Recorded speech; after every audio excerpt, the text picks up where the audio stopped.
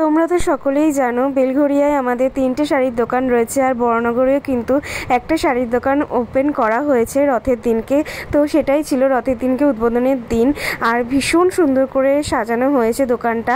আমার বাবা প্রত্যেকটা জিনিস খুঁটিয়ে খুঁটিয়ে মানে সাজিয়েছে, কীরকম শাড়ির কালেকশন রাখা হবে, কি ওয়ালপেপার লাগানো হবে দেওয়ালে, কীরকম লোগো হবে, কাউন্টার টপ কীরকম হবে, ইচ অ্যান্ড এভরিথিং। একটা প্লাইউডও নিজে দেখে কিনে এনে মানে প্রচণ্ড পরিশ্রম করেছে আমার বাবা, প্রচণ্ড পরিশ্রম করেছে এই দোকানটার পিছনে। শুধু এই দোকানটা না, প্রত্যেকটা আমাদের যে 3টে শাড়ির দোকান রয়েছে প্লাস বড়নগরে যে একটা, প্রত্যেকটা পিছনে যে কি পরিমাণ পরিশ্রম করেছে আমার বাবা, মানে সেটা শুধু আমরাই জানি, দেখেছি ছোটোবেলা থেকে আর কি চোখে।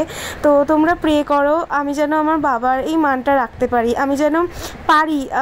ছোটোবেলা থেকে যেটা দেখে এসেছি বাবাকে বিজনেস করতে, কোথাও গিয়ে আমারও তো স্বপ্নেও মানে ড্রিম চলে এসেছিলো যে আমিও বাবার মতন হব, বাবার মতন বিজনেস করব।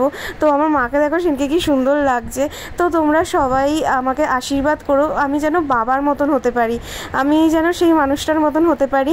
তো তোমরা সবাই আমাকে আশীর্বাদ করো। আমার সবথেকে খুশি হয়েছিলাম আমি যে আমার দিদা এসেছিল, সেই মানুষটা একদম হাঁটতে পারে না, তবুও তার নাতনির এই বিশেষ দিনে সে কিন্তু যত কষ্টই হোক এসেছে। আমার দাদাই এসেছিলেন আর কি সেদিনকে, এই যে আমার দাদাই।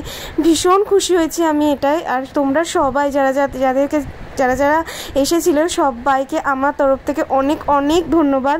তোমরা যে এসেছো আমি ভীষণ খুশি হয়েছি। প্লিজ আমি আবারও বলছি আমার শপে ভিজিট করো। আমার শপটা বড়নগর মল্লিক কলোনি নেতাজি স্ট্যাচুর ঠিক পাশেই। আর আমি কিন্তু মৌমা শাড়ি প্যালেস নামে ফেসবুক ইনস্টাগ্রাম দুটোতেই রয়েছি, ফলো করে দিও। চলো বাই, টাটা।